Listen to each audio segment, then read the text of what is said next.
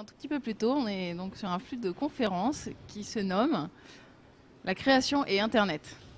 Vaste sujet. Et voilà, qui est Tout un justement programme. assez vaste pour qu'on puisse parler largement, puis un peu plus précisément. Ouais, pouvoir donner des exemples, parler du plus général et aussi des exemples, des références, certaines choses qui pourront être utiles. Alors ce que je propose, c'est peut-être qu'on se présente toutes, chacune à notre tour. Qui veut commencer ? Bah, c'est parti. Alors moi c'est Samaï, ou mon vrai prénom c'est Eva. Et donc je suis étudiante en dernière année en Master 2 Direction Artistique. Et à côté je présente une petite chronique sur YouTube qui s'appelle Esthète Geek, qui part de la relation, qui se veut pédagogique et critique sur la relation entre art plastique et jeux vidéo. Voilà. D'accord, très bien. À la prochaine. Alors, art plastique, tu peux définir un petit peu ? Les arts plastiques en général. Donc tout ce qui est peinture, histoire de sculpture, l'art. illustration, digital, traditionnel, tout type. Exactement, voilà. D'accord. Ça va jusqu'à l'art contemporain, même un peu de transmédia et puis... Je pense que c'est Agathe qui sonne. C'est chez nous. Agathe, est-ce que c'est toi qui sonne ? Les esprits Oui, il y a quelqu'un qui essaie. Laisse-moi, il a arrêté. D'accord. Voilà, C'est et donc le téléphone, c'est bon, et la relation avec les jeux vidéo, donc comment on peut relier les deux, pouvoir tendre aux jeux vidéo vers peut-être un art, si on arrive à tendre vers là, sans donner une définition non plus précise. Et en même temps, plus près, c'est ça ? Voilà, la voix suave est de retour. Ah. Et puis donner une cohérence artistique entre la DA du jeu vidéo et donner envie surtout aux jeunes de pouvoir découvrir les arts plastiques différemment qu'en cours. Voilà. Très bien. Bon, alors maintenant, on va suivre le logique. Agathe. Bonjour. Bonjour Agathe. Est-ce que tu peux te présenter pour les personnes qui ne te connaissent pas encore ? Le piège. Ok, alors moi c'est Agathe Pissier. Je suis artiste, graveur et dessinateur à mon compte depuis 2000. Je suis actuellement en résidence à la Casa de Velasquez. Voilà. Oui, donc plasticienne, et tu fais de la gravure et du dessin à l'encre sur papier, c'est ça ? Du dessin et de l'enluminure, ouais. Ok. D'accord, très bien. Et ton style pourrait se rapprocher, pour parler un peu plus précisément, des grandes peintures de certains peintres flamands comme Bosch par exemple, ou Dürer.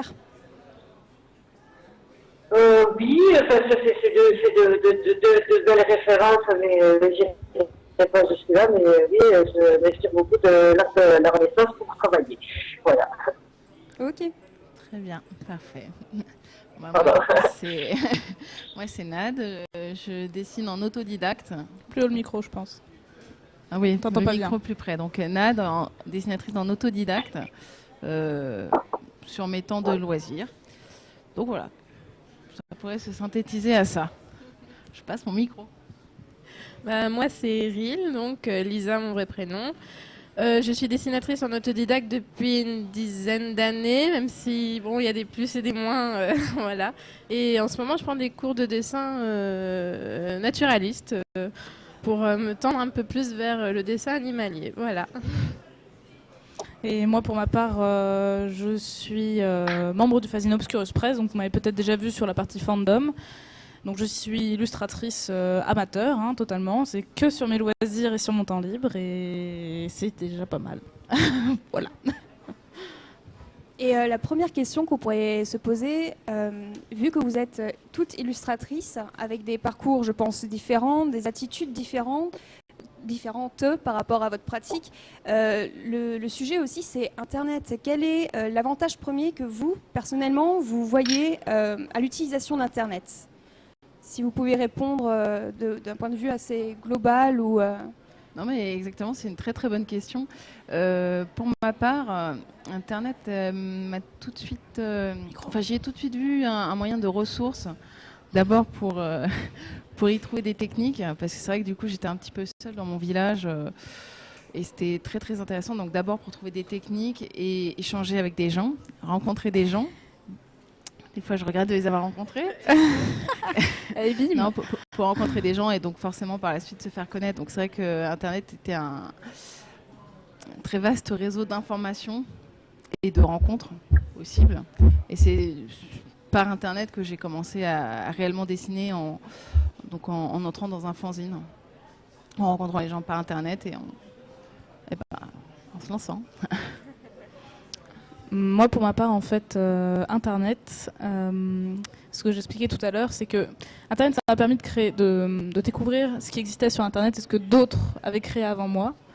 Et je pense que ça a été Moi, j'ai vraiment découvert, on va dire, les fandoms. Donc moi, je suis passée par le fandom Harry Potter quand j'avais 14-15 ans. Et j'ai découvert tous les dessinateurs qui étaient semi-pro, pro, amateurs, qui dessinaient les choses qu'ils aimaient. Et ça m'a permis de découvrir plein de dessinateurs ou dessinatrices que j'ai admirés, dont j'ai aimé le style, qui m'ont donné envie de me dépasser.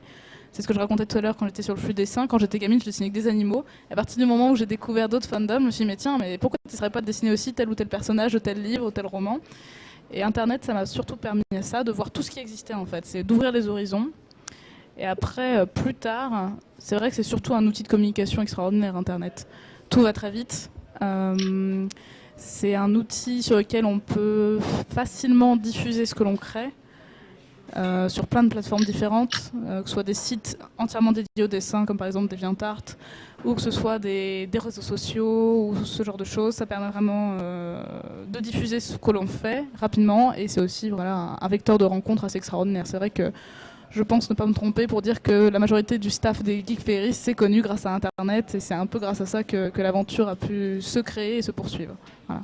Oui, c'est la diffusion et surtout l'échange, le fait que des barrières se brisent grâce à Internet, parce que c'est la passion qui réunit, c'est pas comme IRL, l'endroit géographique où on se retrouve. C'est vraiment où qu'on soit, ça peut paraître un peu obvious ce que je vais dire, mais on se réunit parce qu'on a des centres d'intérêt communs, et que ça soit l'illustration ou même de manière plus générale, l'illustration peut-être plus animalière dont tu parlais, ce genre de choses. On va même pouvoir après ouvrir des perspectives qu'on n'avait pas envisagées. Oui, puis il n'y a pas les préjugés qu'il y a quand on se voit en IRL à l'école ou peu importe. Justement, question comme ça. Est-ce que vous avez une filière où vous avez un diplôme, ou vous avez un métier à côté, ou qui a un rapport de loin ou de près avec les arts graphiques, ou du tout? Pas du tout. Voilà ce que permet Internet d'à côté. Hein. Non, pas du tout. Moi, je suis biologiste dans la vraie vie, donc ça n'a rien à voir. Ça pourra aider peut-être, je sais pas. Mais c'est lié, mine de rien. C'est tout à fait lié. Mais sinon, pas du tout. Et toi, de ton côté, Agathe, c'est ça? Tu as envie, tu es plasticienne et tu as envie aujourd'hui? Alors, j'en vis pas tout le temps. Il y a des périodes où je touche et des périodes où je touche pas. Ça a été un petit peu spécial parce que, disons, à la base, je voulais faire de l'illustration, mais c'est que les portes que j'avais poussées dans ce monde-là ne se sont pas ouvertes.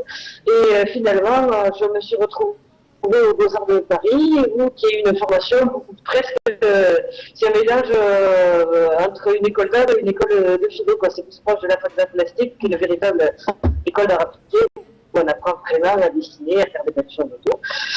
Et en fait, j'ai eu des félicitations du jury à mon diplôme et une galerie. J'ai été approchée par plusieurs galeries. Et du coup, cette galerie m'a permis de vendre quelques dessins et voilà. Voilà. Franchement, GG, hein, parce que ça ne doit pas arriver à tout le monde. Et toi, l'utilisation d'Internet, t'en fais quoi? Alors, Internet, c'est une formidable source d'inspiration, dans le sens où comment expliquer? Le fait que tout semble disponible, l'accès au savoir immédiat, la modification de la perception du monde et de la transmission des savoirs qu'il y a aujourd'hui avec Internet, ça me fait penser à ce qui s'est passé avec la Renaissance quand il y a eu l'imprimerie, en fait. Avec Gutenberg, bien sûr. C'est ce que j'essaie de représenter dans mon travail. C'est pour ça que j'utilise les enluminures de la Renaissance comme style de dessin, grâce aussi à cette époque-là, parce que pour le moment, en ce moment, on est en train de vivre la même chose à plusieurs siècles d'Internet. Oui, une sorte Voilà. comment je pourrais dire, de reprendre ce qui a été déjà fait et de le faire à notre époque aujourd'hui. Pas Mais avec des yeux nouveaux forcément. peut-être, avec une autre définition. Disons que c'est, par exemple, vous parliez de Jérôme Bosch tout à l'heure. Un tableau de Jérôme Bosch fonctionne d'énigme en énigme, de personnage en personnage. On circule de l'un à l'autre, presque comme on circule de lien en lien sur Internet. On regarde un personnage qui en fait est connecté à un autre, qui est connecté à un autre, de même on lit un article, oh c'est bien, quelle est sa source, oh c'est bien, quelle est sa source, oh c'est bien, voilà. Je m'exprime peut-être pas très bien. Oui, mais je ne sais pas si vous avez vu ce qu'a fait Agathe, par exemple. Si, Ouais. oui. C'est vraiment très très riche. Il y a Beaucoup de détails, beaucoup de... Ouais. Et justement, Agathe, je ne sais pas si tu étais au courant, mais sur Internet aussi, il y a un jeu qui s'appelle KVKV Deus Videt, qui parle de Bosch. C'est une petite boîte We Are Musli, une boîte italienne, qui a fait un mini-jeu, un jeu quand même, pour découvrir des artistes comme Bosch, qui sont pas évidents à appréhender, pour parler de comment il a fait ses œuvres, dans quelles conditions historiques, etc. Et je pense que grâce à Internet, on peut enfin envisager des lectures différentes. Là, on a un jeu qui créativement est différent. Vous, comment vous envisagez la création différemment sur Internet? Est-ce que vous avez dit que vous aviez une inspiration sur Internet? Vous vous étiez inspiré énormément sur Internet. Comment la diffusion va maintenant se faire? Tu parlais des réseaux sociaux tout à l'heure, par exemple. C'est-à-dire au niveau de la promotion, par exemple, d'un travail individuel. Mais après, moi, je ne sais pas si je suis très légitime pour parler de ça, parce que moi, ce que je dessine, c'est pas très original. C'est souvent soit du dessin de certains projets que j'ai avec des personnages souvent inspirés d'un univers heroic fantasy, ce qui n'est pas transcendant d'originalité, soit carrément du fan art. Donc ça veut dire des dessins basés sur des univers déjà existants. Au niveau de la diffusion, moi je connais certaines plateformes, mais qui sont pareil relativement connues de la majorité des dessinateurs qui veulent diffuser leur travail. Je pense à DeviantArt, mais il y a plein d'autres sites. Je suis loin de tous les connaître. Peut-être que vous avez d'autres exemples en tête. C'est surtout DeviantArt. C'est surtout DeviantArt, même si c'est comme Tumblr aussi, ce genre de choses. Tumblr a beaucoup plus. C'est vrai que DeviantArt est un peu en train de mourir depuis quelques mois, on va dire, mais c'est vrai que tout ce qui a été blog, tout ce qui a été Tumblr, etc. C'est vrai que ça a aussi l'avantage de pouvoir ajouter les processus créatifs. C'est vrai que sur ce genre de plateforme, en général, on peut expliquer quelle était l'intention de l'auteur derrière le dessin, l'illustration, quelles ont été les sources de référence, etc. Au niveau diffusion, oui, clairement, on passait par ce genre de site. Et puis après, tout ce qui est réseaux sociaux, il y a beaucoup de dessinateurs qui créent des pages sur des réseaux sociaux tels que, je sais pas moi, Tumblr, Twitter, Facebook et autres, sur Google. Avec ses inconvénients, on est bien d'accord. Avec ses inconvénients. Après, mais ce sont quand même les plateformes où il y a le plus de visibilité en général. Bien sûr. Et qui dit visibilité dit interaction. Exactement, voilà. Interaction, donc qu'est-ce qu'elles peuvent apporter l'interaction? Bon, bien sûr, il y a les trolls obligatoires, je pense. Forcément. Mais il y a aussi, je pense, des personnes ouvertes, curieuses, qui vont essayer qui tomberont sur vos dessins, qui vont essayer peut-être de donner de leur temps aussi, même si c'est pas la majorité. En général, sur un projet, ça j'ai vu en cours, sur un projet, vous prenez 100 personnes qui voient votre projet, il y aura 10 personnes intéressées, et parmi ces 10 personnes intéressées, il y aura une personne qui vous écrira. 90% n'en ont rien à faire, absolument rien. Donc oui, au niveau visibilité, communication, et c'est une bataille constante, je pense. Pour rester lisible, visible, accessible sur Internet, c'est un travail à plein temps. C'est pour ça, moi je me disais, je suis pas très légitime, parce que moi je fais mes petits gribouillis dans mon coin, sur mon temps libre. Mais pour les gens qui en vivent, je pense à Agathe, elle en parlera sans doute mieux que moi, les gens qui doivent présenter leur travail dans des galeries, qui doivent aller en festival, en salon, montrer ce qu'ils font. Je pense que c'est une partie intégrante du travail de l'artiste aujourd'hui. C'est vraiment se vendre. C'est pas forcément agréable parce que je pense qu'on pourrait faire plus être dans la phase créative, dans la phase recherche, etc. Mais ça passe par là, quoi. Vraiment, et vraiment Internet. Après, voilà, ça a des aspects positifs et négatifs. Internet, on peut aussi tomber sur des gens qui vont vous dire bah alors vous êtes dessinateur, vous dessinez pas gratuitement quoi. C'est vrai que le nombre de fois où on voit passer ça et où il Ça faut te dire fera de bah, la pub. votre métier, bah, vous dessinez, bon on est déjà bien gentil de vous publier, vous devriez être content quoi. Bon, ça. Après, peut-être que dans la vraie vie, ça existe aussi. Mais c'est vrai qu'Internet a peut-être aussi tendance à propager ce genre de choses, je sais pas trop. Ah, complètement, il y a des idées qui vont être générées comme voilà, Agathe a une lecture peut-être analytique en fait d'Internet. Sur, elle parlait par exemple, ouais, tu regardes qui va d'un personnage à un autre, comme on va sur Internet d'un personnage à un autre, d'une page Wikipédia à une autre par exemple. Ce va-et-vient et même j'étais tombée sur une vidéo qui présentait Agathe, qui parlait aussi par exemple des conspirationnistes. Elle avait fait une œuvre sur les conspirationnistes et leurs représentations, on va dire. Oui, sur les théories du complot aux États-Unis, je vais te dire aussi. Mais voilà. Mais ce sont des sujets qui sont très actuels, hein. Rien qu'avec Charlie Hebdo, encore il y a une semaine, 10 jours, voilà, on a eu droit à nos actualités, à nos complotistes aussi. Et ouais, finalement, tes gravures sont jamais aussi bien insérées dans l'actualité encore aujourd'hui. Hein. Je ne sais pas pour le moment. Malheureusement, sur Internet, j'ai une activité qui est plutôt discrète. Au niveau moyen de diffusion, ben, comme je dis vous, je vous vois personne en particulier. D'ailleurs, pour que vous me tutoyez, je m'adresse à l'Assemblée. Tout à l'heure, vous expliquiez que quand on poste quelque chose, il y en a peut-être 10 qui regardent et un qui parle, voilà. Et de mon côté, j'ai On la perd. vraiment, j'avais... Allô? Oui, Allô. oui. Ça a un peu J'ai l'impression que sauté ça là, coupe. la caméra. Bon, on t'entend encore, mais l'image est pas terrible. Mais normalement, on t'entend. pardon. Vas-y, essaye de parler un peu. Allô, allô. Agathe. Ok. Non, c'est oui, bon. quand je m'occupe... Allô? Allô, allô. Oui, c'est bonjour, bon. bonjour. On t'entend. Ça va? Ouais.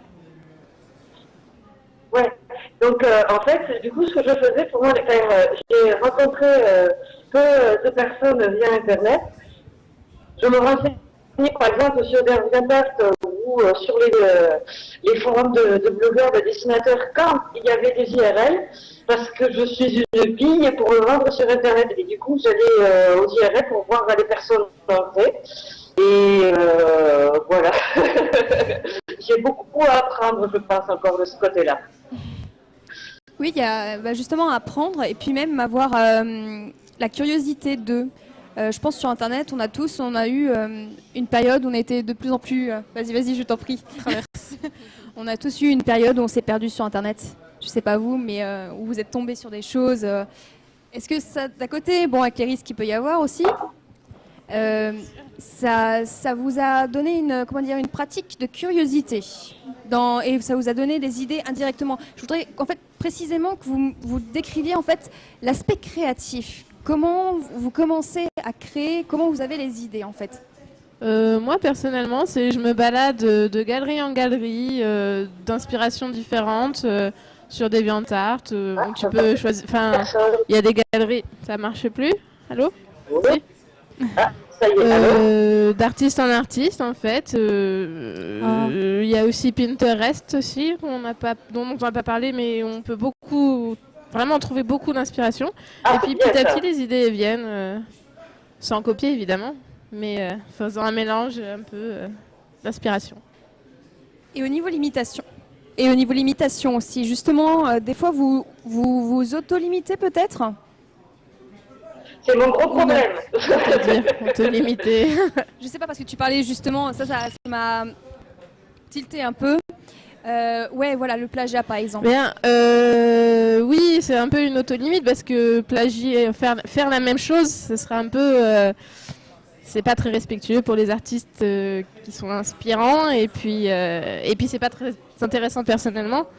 Donc même si les inspirations viennent d'un dessin particulier, il faut toujours essayer de reprendre à sa manière, quoi, à son propre style, son propre façon de penser. Quelque part, en fait, avant, tu serais allé te balader dans un musée, tu aurais Oui, regardé voilà, des artistes exactement, qui te plaisent. Et là, ce qui est formidable avec Internet, c'est que, formidable et en même temps, on a perdu des journées à ça. Effectivement, tu te balades de lien en lien, tu vas voir de galerie en galerie, d'artistes qui t'inspirent ou autre chose. Ouais. Et effectivement, effectivement voilà la différence avec un musée, c'est que tu n'es pas limité. Ça peut être dangereux. Et ça peut être très dangereux, ouais. Oui. Oui, mais dans un musée, vous avez le temps en fait de rentrer chez vous, de digérer entre guillemets. Redigérer, ouais, Ah oui, c'est oui. vrai. Voilà. Alors que là, c'est immédiat. C'est immédiat, ouais. Ah, ouais. Et qu'est-ce qui vous pousse après en création? Vous avez votre idée, vous avez eu votre envie, et qu'est-ce qui vous dit maintenant il faut que je dessine?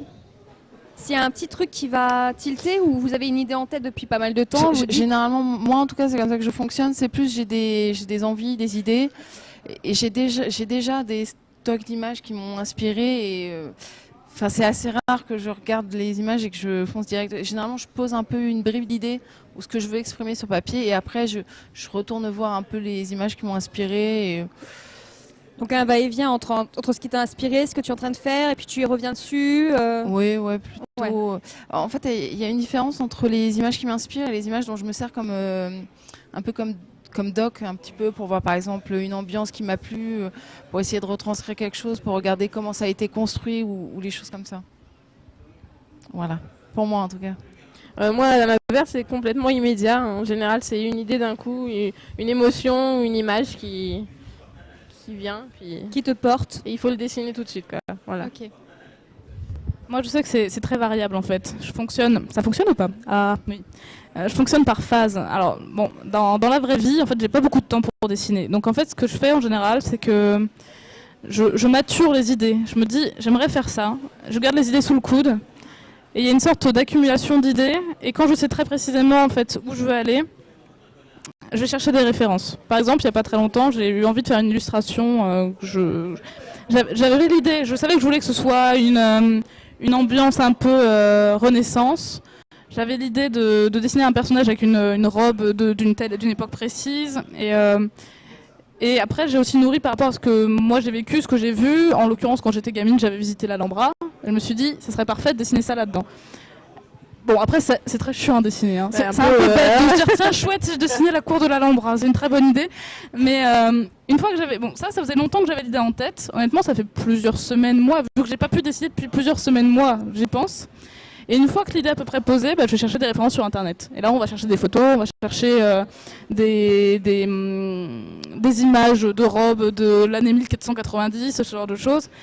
Et Internet, ça permet en fait de globaliser les références, d'un petit peu prédigérer ce qu'on veut en faire. Et ensuite, une fois qu'on a tout ça sous les yeux, on peut passer à la phase vraiment d'action en fait. Enfin, moi, c'est comme ça que je fonctionne. Ouais, donc une éponge en fait de sentiments entre guillemets, d'inspiration. Puis après une deuxième phase, plus de références, d'avoir un corpus. Et après, oui, de références, on va dire didactiques, de références documentaires. C'est ça. Pour Un côté pouvoir référence après, documentaire, ouais. ok. Maintenant, si Internet n'était pas ce qu'il était aujourd'hui, comment vous feriez? Les livres, la bande dessinée, les recueils oui. d'illustrations, les musées, l'art. Et puis, pour être honnête, alors, je sais pas totalement vous, mais moi j'ai commencé à dessiner, j'avais pas vraiment Internet. Donc effectivement, c'était pas mal les bouquins. Pas mal les bouquins, les mangas. Moi j'ai commencé avec les mangas, après la BD. Et finalement, et après Internet quand même. Au final, ça l'est toujours un peu. Enfin, c'est un petit peu moins accessible. Voilà, mais c'est un peu Mais cher. quand l'envie est là, c'est pas loin quoi. Ouais. Voilà. Ouais. En fait, moi j'ai l'impression que plein de gens ont toujours fonctionné comme ça. Je connais plein d'autres dessinateurs qui fonctionnent comme ça. Enfin, on voit d'anciennes photos parce que moi j'ai une culture très bande dessinée, mais on voit des dessinateurs de BD qui ont plein de références épinglées au-dessus de leur bureau, ou alors je pense aux animateurs Disney, parce que bon, j'étais très biberonnée par les films d'animation. À chaque fois, on voit toutes les références qu'ils ont pour un personnage ou pour quelque chose. Voilà, pour des costumes, Et je pense que, enfin, moi j'ai toujours fonctionné comme ça, mais c'est vrai que Internet, disons que ça a fait une sorte d'Hiroshima au milieu de tout ça, quoi. Ça a fait une espèce d'explosion et de se dire, mais en fait, on a tout ça à une portée de clic. Et cette espèce de profusion de références, d'images, oui, Internet la porte, mais je pense qu'on l'avait déjà avant. C'est juste que c'était peut-être plus laborieux d'avoir tout ce qu'on voulait. Parce que par exemple, pour un dessin où on veut la cour de l'Alhambra et des costumes renaissants, il faut un livre sur l'histoire de l'Espagne au médiéval, un livre sur le costume à travers les âges, etc. Alors que maintenant, on fait Google, quoi. Par contre, quelque part, ça met un petit peu à mal une autre partie du dessin où, si on n'avait pas Internet, peut-être qu'on irait un peu plus voir dehors, voir justement, parce que peut-être qu'on ait visité des lieux. Peut-être voir des références plus référencées, justement, aussi. Parce que c'est vrai que des fois, on se contente d'une recherche Google Images sans forcément se dire « Ah oui, ça c'est joli, c'est ce que je veux ».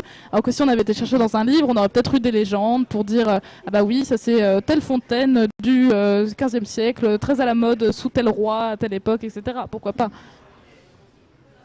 Et alors, si je puis me permettre, vous vous amuserez dans un salon de dessin contemporain ou une foire d'art, n'importe laquelle, vous remarquerez souvent qu'il y a des références Google qui se croisent en fonction des dessins. Les gens, ils ont pris les premières images de la ligne de recherche. Ainsi, j'ai vu plusieurs fois le même boxeur dans différents dessins, le même endroit, voilà. Mais il y a toujours de la référence. Moi, je pense encore à Kunz qui a maintenant un procès au cul pour plagiat parce qu'il a tout simplement plagié une pub Naf-Naf. Voilà, où se trouve après le référencement, le plagiat, l'imagination et même l'envie de faire un peu pareil mais différemment. Ça va être difficile.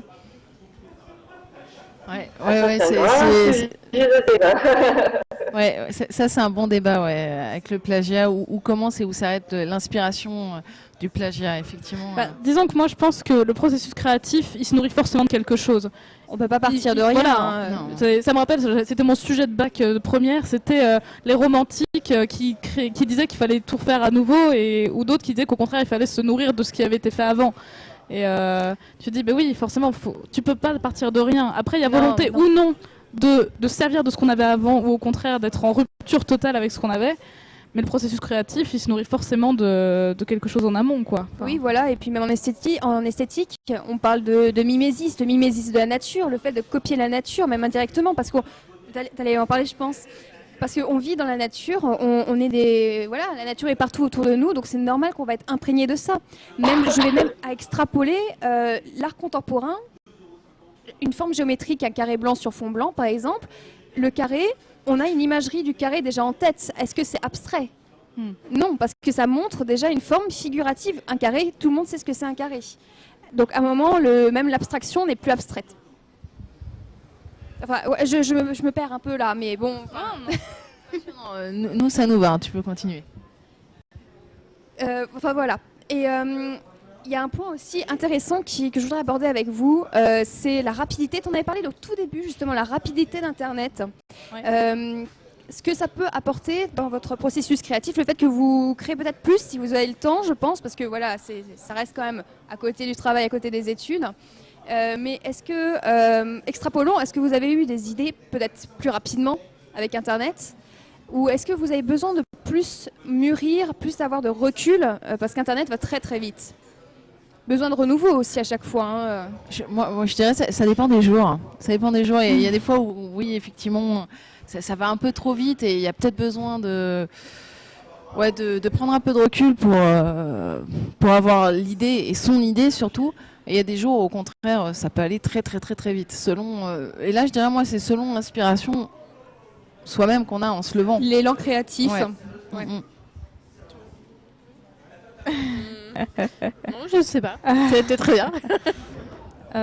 Au niveau rapidité de création, moi je sais que quand j'ai eu vraiment du temps, c'est vraiment quand j'étais adolescente, quand j'avais 14-15 ans, je sais que l'accès à Internet m'a forcé en fait à créer beaucoup très vite.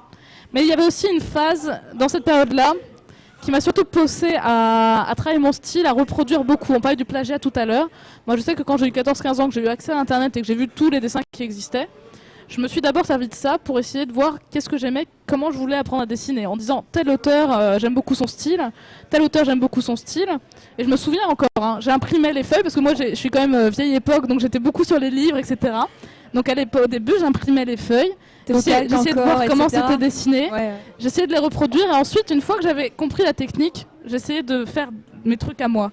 Mais c'est le genre de choses que j'ai pas publié parce que pour moi, c'était du plagiat et je voyais pas intérêt de le publier sur Internet parce qu'une personne avait eu l'idée avant moi.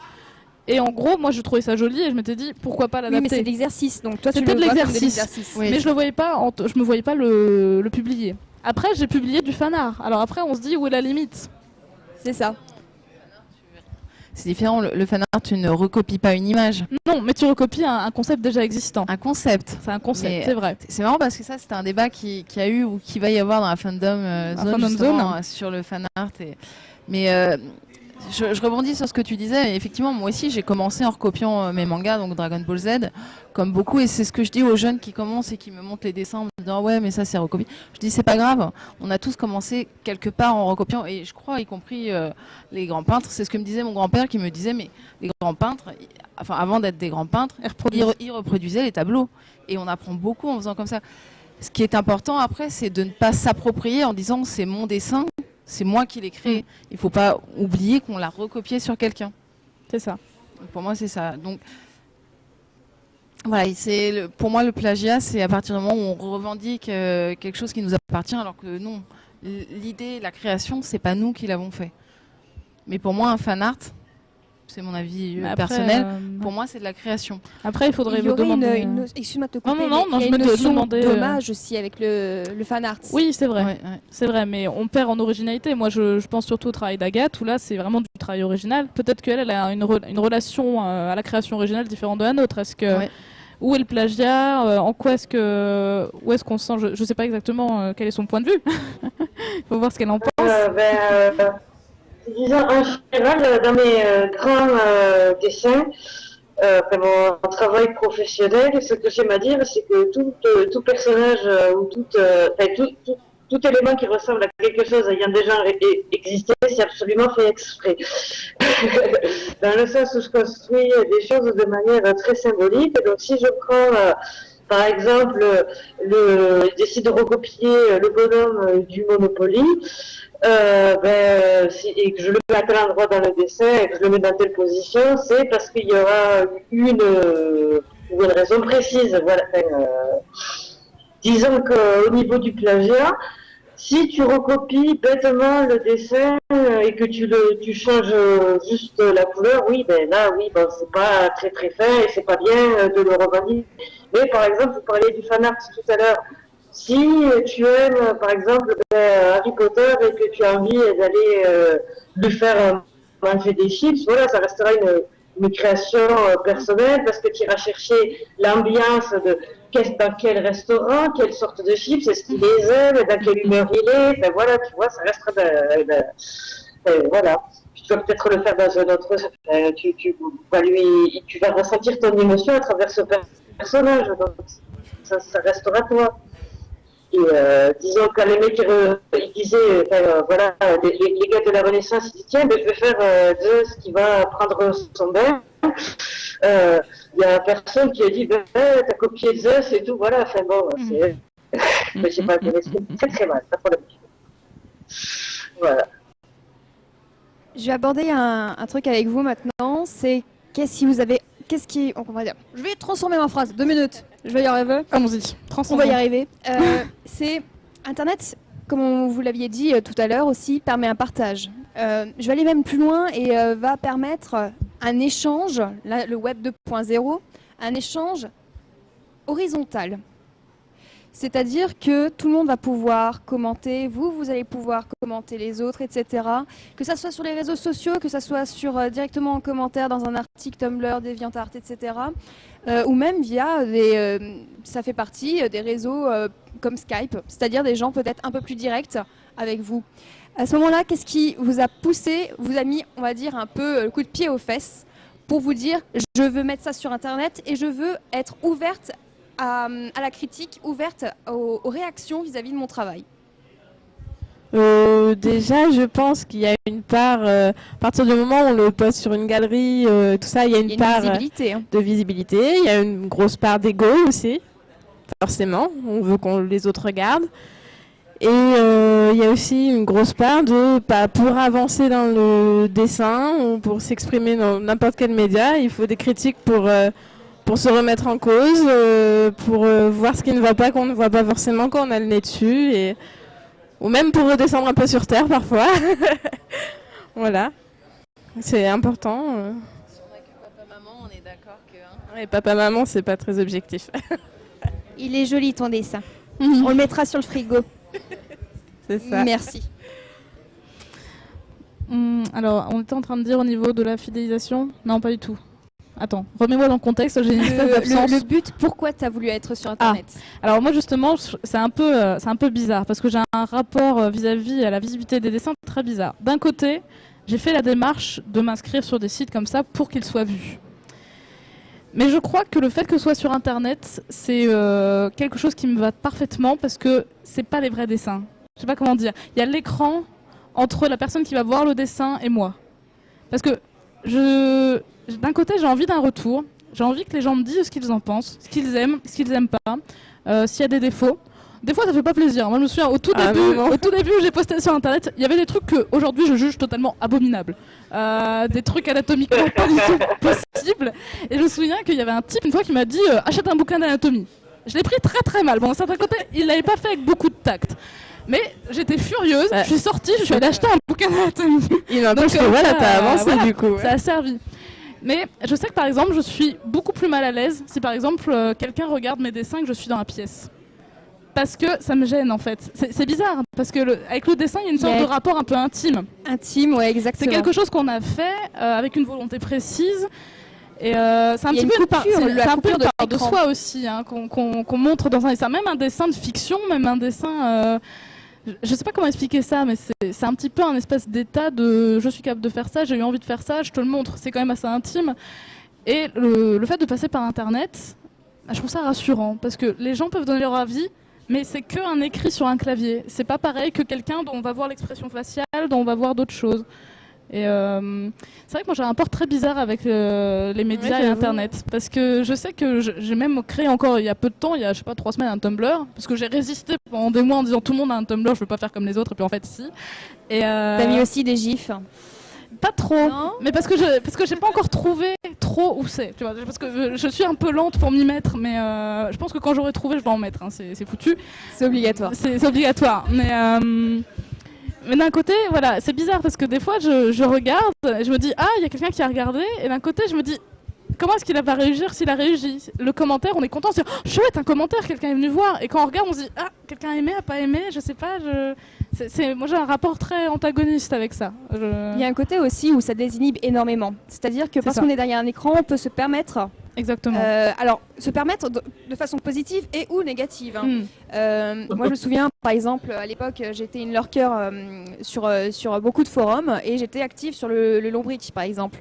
Et je me souviens d'un petit Mathieu Sommet qui avait même pas 5000, 6000 abonnés et qui vient sur le forum et qui dit tout simplement, est-ce qu'on pourrait avoir des critiques? Je pourrais avoir des critiques, s'il vous plaît. Et là, il s'est fait défoncer. Défoncé. Qui est William Johnson, c'est ça, la française, mais tu n'apportes rien, etc. Voilà, c'est que ça désinhibe et on se rend pas compte de tout va dans l'excès très vite avec Internet, c'est ça le problème. On ne se rend pas compte du travail que ça donne, on se rend pas compte des intentions qu'il y a derrière, du créateur, on ne se rend pas compte parce que on est... Comme je disais, avant, on gobait tellement d'informations, vous l'avez dit aussi, hein, on gobe tellement d'informations qu'après, on fait vite le comparatif entre ce qu'on a vu, ce qu'on n'a pas vu, le plagiat, on crée au plagiat, etc. On cherche pas, en fait. On cherche pas. Il y a peut-être un côté consommation immédiate avec Internet. Exactement. Qui peut être très gênant. En gros, les gens arrivent sur un produit fini, ils s'en foutent du temps qui a été passé, de l'investissement qu'il y a pu y avoir d'un point de vue technique ou émotionnel. Ils voient le truc, ils gobent. Ils like ou ils like pas. C'est ça, quoi, en fait. Clairement. C'est un des effets néfastes d'Internet. Après, il y a plein d'effets merveilleux à Internet. Moi, je sais que J'ai rencontré plein de gens, il y a même des gens qui sont fidèles après des années, qui continuent à venir voir le dessin qu'on poste une fois tous les 6 mois parce qu'on n'est plus du tout actif. Et ça fait plaisir, ça encourage en tant que dessinateur de se dire je suis pas tout seul sur ma table à dessin. Il y a des gens qui vont regarder, qui même vont peut-être aimer ce que je fais. C'est très valorisant. Mais c'est vrai justement, que, je préfère prévenir, hein, le Lombric depuis s'est excusé et il y en a même certains dont je fais partie qui ont eu des grandes conversations avec Mathieu en MP pour le faire avancer. Donc d'un côté, on est fiers de se dire que on a peut-être contribué à ce que SLG est aujourd'hui. Donc yes. Yeah. Enfin, merci au Lombric pour ceux qui ont été patients sur le Lombric. Voilà. Mais ouais, voilà, se redescendre un peu sur terre, c'est pas mal. Et se mettre à la place des autres. Avoir un contact peut-être plus humain, alors que c'est Internet, c'est que du binaire finalement. Oui, mais c'est quand même des humains. Mais ça reste des humains. derrière les c'est ça. claviers. Alors, attendez. Oui, parce que j'ai pris des notes. Alors, exacerbé, objet. Intégré. Oui. Ah oui. On parle d'Internet 2.0, mais comment vous voyez évoluer d'un point de vue créa? Je parle là où vous êtes surtout sur l'illustration ou sur le dessin en général. Comment vous voyez évoluer peut-être plus tard la création sur Internet? Moi, je pense par exemple aux objets connectés, le 3.0. Allez, pendant 5 minutes, allez-y. Imaginez plein de trucs. Qu'est-ce que ça vous ferait kiffer en fait de voir plus tard sur Internet? Alors moi je pars totalement sur un gros délire, mais parce que j'ai pas du tout réfléchi avant, ça me vient de tomber dessus, elle me dit soyons fous. Je me dis qu'Internet, l'un des aspects quand même qui est extraordinaire, c'est que ça connecte plein de gens qui sont pas forcément sur le même continent, qui sont pas forcément avec les mêmes goûts, qui font pas forcément les mêmes choses. Et je trouve que ça serait absolument démentiel d'avoir des œuvres d'art, qu'elles soient physiques ou numériques, qui soient faites en collaboration entre plusieurs gens qui viennent de formations très différentes, de pays très différents. Et ça se fait déjà un peu. Il y a des projets qui se font soit par Internet, soit par traditionnel. Par exemple, il y avait le projet Sketch Travel, qui est sorti il y a quelques années, où c'était le concept d'avoir un sketchbook, un calepin, qu'on faisait passer d'un artiste à l'autre à travers la planète. Et à la fin, ils ont publié le livre et il y a plein d'inspirations. Ouais, comme un Kaderski, quoi, finalement. C'est ça. C'est ça, exactement. Et je me dis que, par exemple, je sais pas, faire des vidéos en ligne de collaboration où il y a des gens qui travaillent sur un même truc, 6 mois de décalage, je sais pas, des choses comme ça. Oui, ou des trucs complètement, encore plus immédiats qu'aujourd'hui. Par exemple, juste un site avec une page blanche et tout le monde vient dessiner dessus, voilà, de n'importe quel coin du monde, ou faire de la musique, ou je ne sais pas, n'importe quoi. Ça existe déjà, hein. Peut-être que oui, c'est pas très original, hein, je sais pas. Mais je pense que ça peut évoluer encore plus rapide, moins de barrières encore, je pense, ouais. Et c'est vrai que c'est déjà beaucoup. Enfin, c'est vrai que moi, je sais que par Internet, j'ai juste écrit à des dessinateurs que j'admirais quand j'avais 15 ans.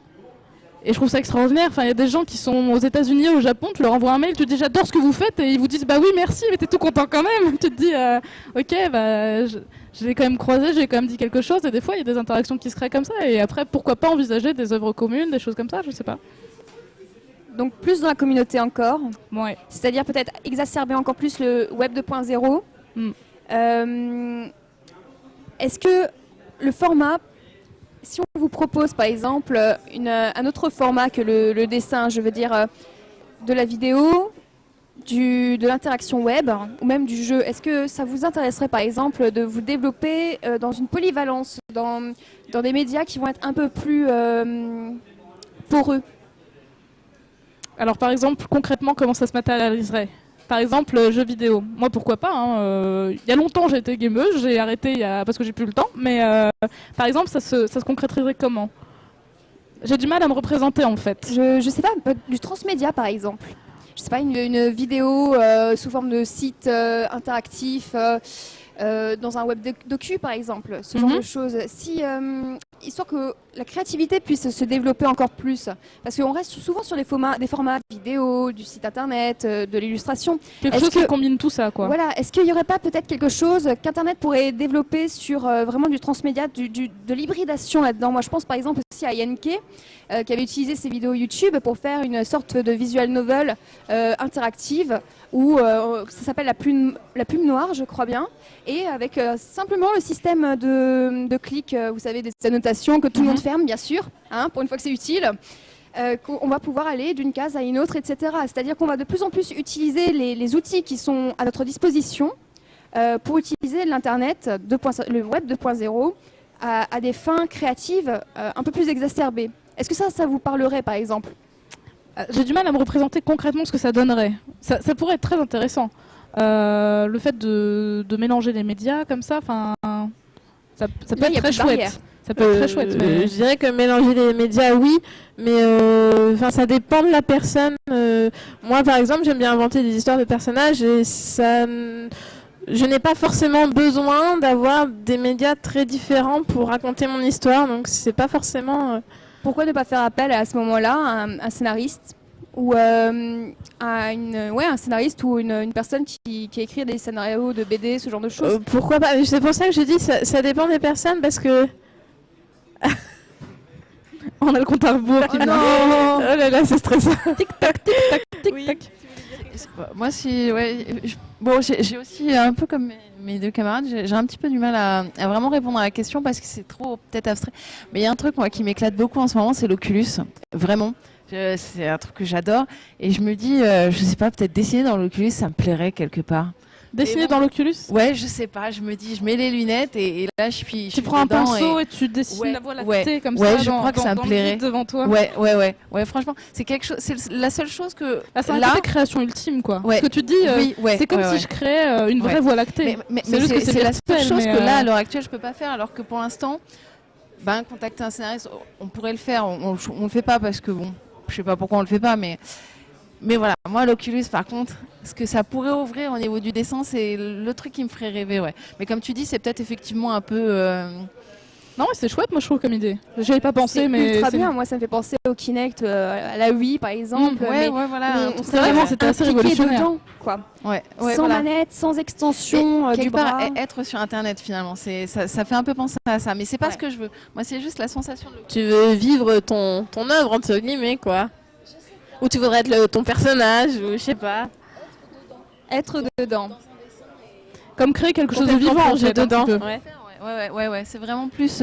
c'est la sensation de l'Oculus que j'ai découvert ça et moi c'est mon truc. Hein, c'est vraiment c'est mon kiff. Et cumulé au dessin, je me dis il y a peut-être quelque chose à faire, je sais pas. Mais niveau peut-être qu'Agathe a plus d'idées. Ouais, peut-être Agathe aussi parce que la courbe du niveau temps, originalité, je pense que c'est elle qui est à son paroxysme. Laissez-moi tranquille, j'ai rien fait. Non. Dans l'histoire d'Oculus, ça m'a fait penser dans Oblivion, un jeu de la série The Elder Scrolls. Il y a une quête où justement tu te retrouves coincé dans une peinture où il y a quelqu'un qui a fait n'importe quoi dans le dessin et tu dois aller récupérer le peintre qui s'est fait capturer dans son tableau. Et c'est très particulier, notamment il y a un endroit où tu arrives dans la toile. Je me permets un peu de spoiler parce que le jeu ça fait longtemps qu'il est sorti. Il y a un passage où tu es entre la toile qui n'est pas finie et ce qui a déjà été fait, mais c'est assez intéressant à voir. Excusez-moi pour cette intervention. D'accord, du coup j'irai peut-être voir. Ça pourrait être super intéressant, effectivement. Franchement, ouais. Allez, mot de la fin. Internet, plus tard, là, bientôt. Vous voyez comment dans quelques mois, dans quelques années? Est-ce que vous aurez augmenté de niveau? Est-ce qu'au niveau créa, vous aurez imaginé d'autres choses? Est-ce que ça, on espère. On espère tous. J'ai envie de dire, et je pense que là-dessus, on sera tous d'accord. Si on se dit, si on s'arrête là, on se dit, oh, j'ai un bon niveau, là c'est bien. Je pense que ça veut dire qu'on est foutu. Je sais pas, Agathe, toi, qu'est-ce que t'en penses? Mais moi, en tout cas, mon leitmotiv, c'est toujours de regarder les gens qui m'inspirent et me dire, oh putain, j'ai vraiment pas le niveau, il faut que j'aille plus haut, quoi. Agathe? Exactement. Allô? Allô, vous m'entendez? Ton nom. Oui. Oh, pardon. Oui, c'est exactement ça. Moi, à chaque fois, je suis tout le temps en train de me fesser, genre je suis pour rien, je travaille pas assez, voilà. Donc mon objectif c'est plus d'arriver à me lâcher de la grappe et d'oser davantage montrer ce que je fais et peut-être essayer d'avoir les compétences et d'être un peu plus visible. Voilà. Toujours se perfectionner, aller plus loin. Internet est un formidable outil, hein. Ouais, mais je dirais même, il y a quelque chose que j'ai pas dit, mais la première chose que je me suis dite avec Internet, c'est la découverte des autres artistes, parce que c'est vraiment, bon, d'abord j'ai découvert Internet, j'ai regardé mes trucs, tout ça, bon, mais quand j'ai découvert les autres artistes, vraiment la chose que je me suis dite, c'est ah ouais, non, ils font des trucs de ce level-là, mais voilà, il va falloir que j'y aille, quoi, vraiment. Surtout quand on est jeune, moi je me souviens, moi j'avais 14-15 ans, j'ai découvert le travail d'artistes professionnels qui avaient 30 ans de plus que moi. Ah ouais. Donc forcément tu te dis waouh, c'est le chapitre 80 d'un livre, alors que toi t'es au chapitre 2, tu te dis oh là là, dis donc. Ouais, mais il y a une émulation, c'est Mais que oui, voilà, mais oui, tu c'est ça, en en oublies fait. la barrière du professionnel C'est ça. qui est derrière, tu dis je veux faire mieux même. Et du coup, tu vas bosser 2 fois plus et tu as une émulation qui sera plus rapide, c'est-à-dire tu voudras faire mieux encore plus rapidement et vraiment te défoncer jusqu'au bout. Ça, moi je pense qu'Internet a du bon et maintenant il faut encore avoir le recul et savoir connaître la critique, avoir un regard extérieur aussi. Oui. Voilà. Être bien entouré dans une communauté sur Internet, c'est bien aussi. C'est ça. Voilà. Bah voilà, moi je pense qu'on a fait le bah. tour, à moins que vous ayez autre chose D'autres à réactions signaler.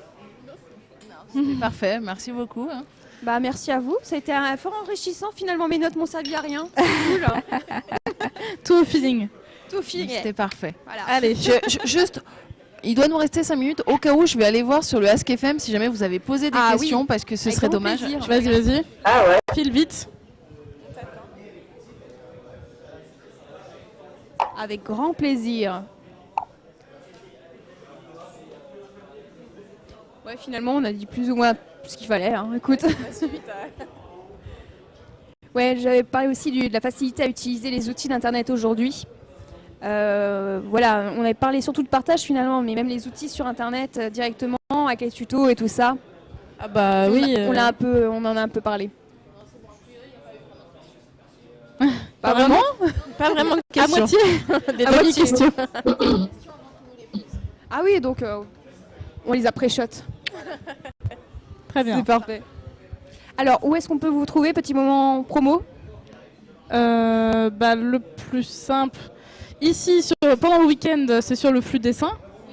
Ce sont les deux organisatrices du flux dessin, donc c'est elles qui nous mettent en avant, etc. On va tous faire du dessin en direct live encore ce soir et demain dans la journée. Normalement, sur le site du flux dessin, je sais pas si ça a déjà été mis ou si vous allez le faire, mais Alors, on a eu un petit cafouillage du fait de l'ordi. Alors, c'est magnifique la technologie, mais parfois bon. Mais de toute façon, à la fin du week-end, je vais faire une page Word avec toutes les infos de tous les artistes qui sont passés.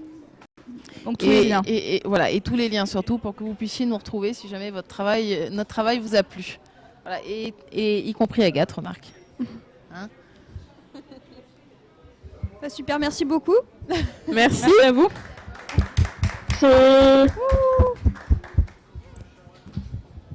Merci beaucoup. Bon, a priori, Théo nous disait il faut qu'on laisse l'antenne. Alors, juste pour dire, fais gaffe parce que Ça tourne toujours. le mot DGF, c'est un peu vite.